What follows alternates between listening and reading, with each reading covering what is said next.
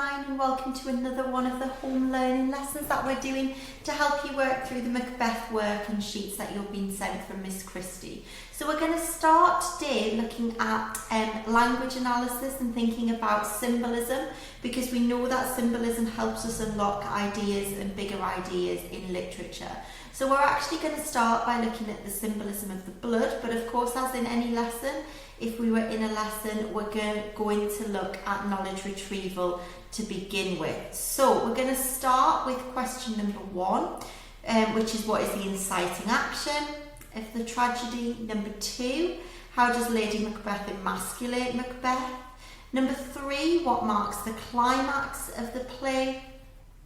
Number 4, how do the second set of prophecies make Macbeth overly confident? And number 5, how does the play have a cyclical structure? So Year 9, if you just want to pause the video there, pause it for 5 minutes, write down your answers to those questions. We've covered the plot before, so you should be quite comfortable with those, and then we'll go on to green pen the answers. Right, okay, so then question number 1. What is the inciting action? Well, of course, we know the inciting action is when the witches give Macbeth the first set of prophecies, when they tell him that he will be Thane of Cawdor and eventually king. And of course, we know that this is the inciting action because ultimately it is the catalyst for the tragedy as Macbeth seeks to fulfill those prophecies. Then we've got number 2, how does Lady Macbeth emasculate Macbeth? Well, she suggests that the only way that he can prove he is a man is to kill the king and commit regicide, and that the only way he can be a man is if he dares to do that act in order for those two to have the power that she thinks, because of the witches' prophecies, they deserve. Okay, number 3, of course, it is the banquet scene that marks the climax of the play.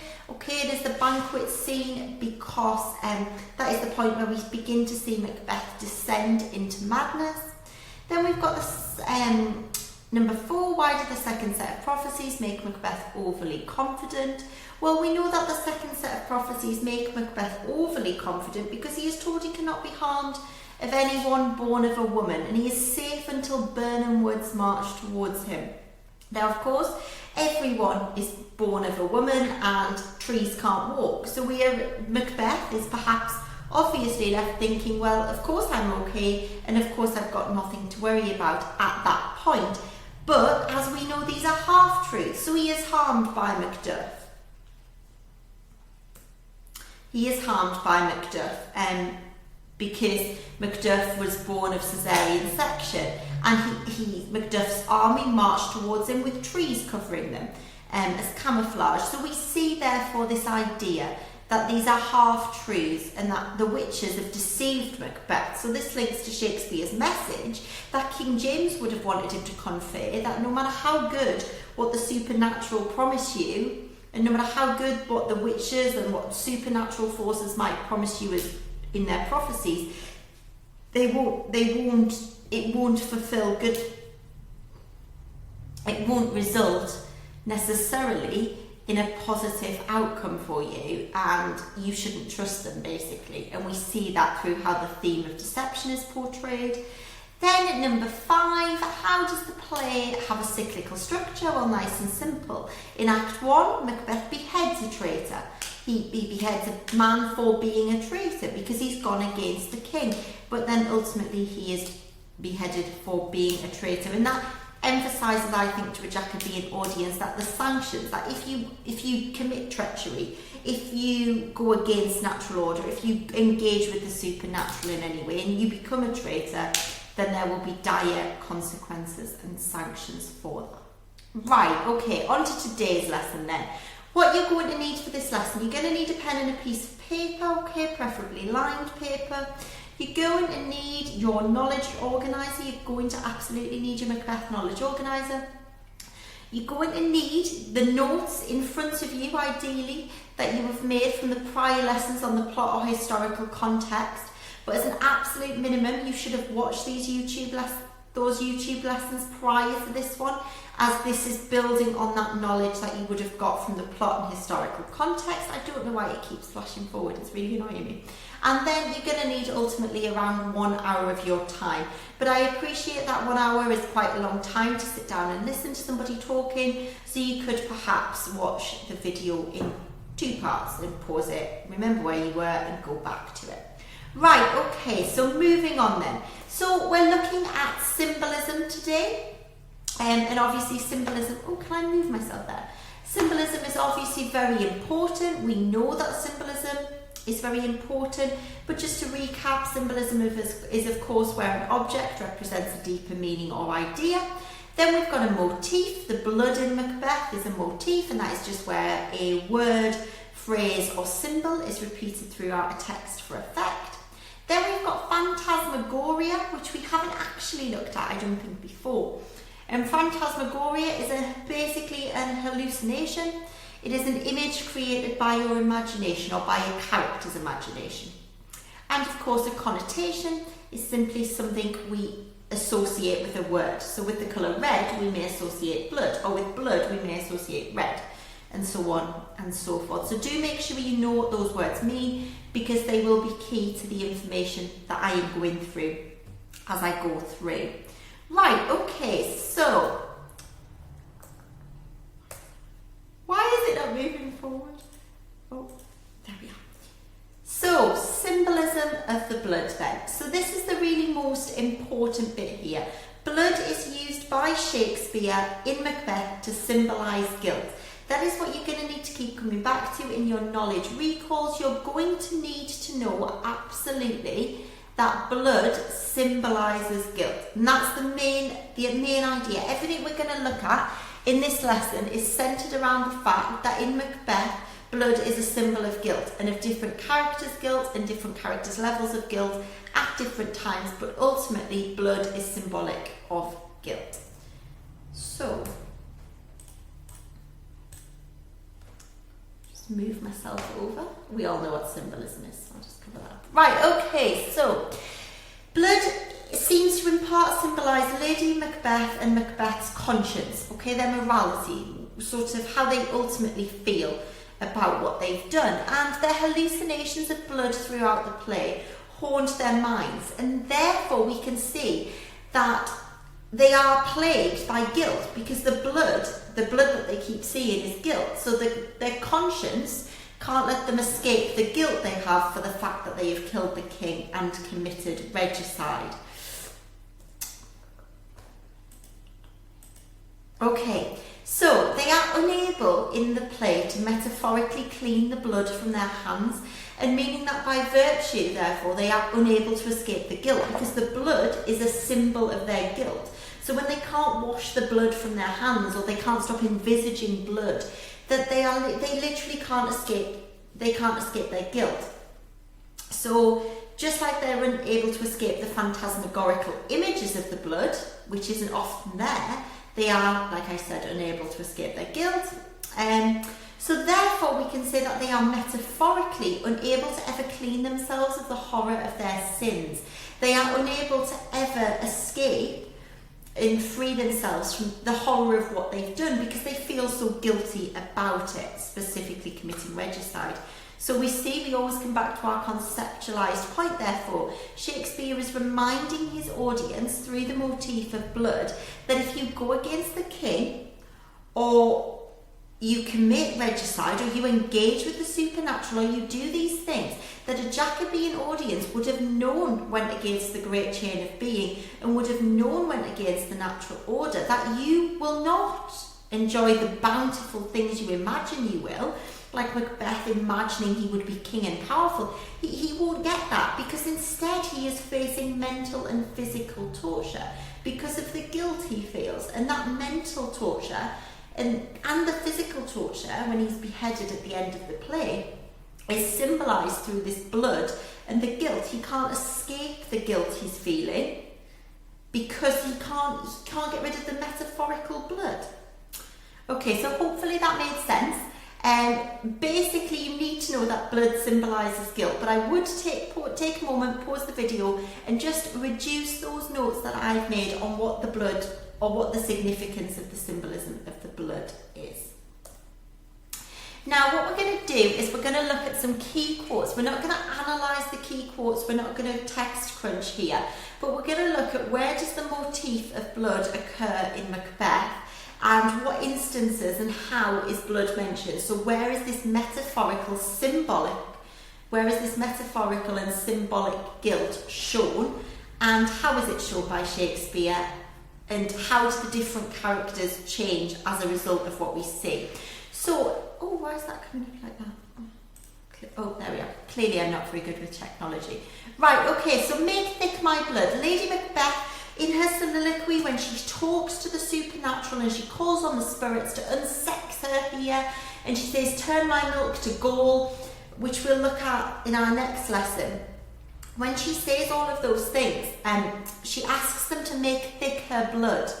Now, we know, therefore, because of what we've just learned on the previous slide, that blood is symbolic of guilt. So we know that she wants them to make thick her guilt. She wants to make it so that she cannot feel guilty, that she can encourage her husband to commit regicide and to kill the king, but that she doesn't want to feel guilty for doing that. So, Lady Macbeth, therefore, we know clearly fears feeling guilty. Therefore, we know that she thinks it's wrong to kill the king.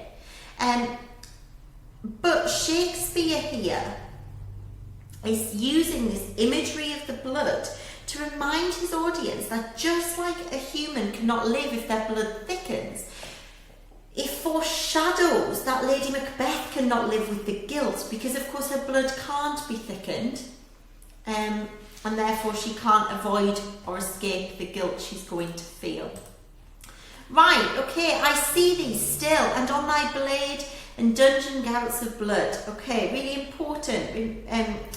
Macbeth says, is this a dagger I see before me? He's envisaging a bloody dagger before he's even killed Duncan.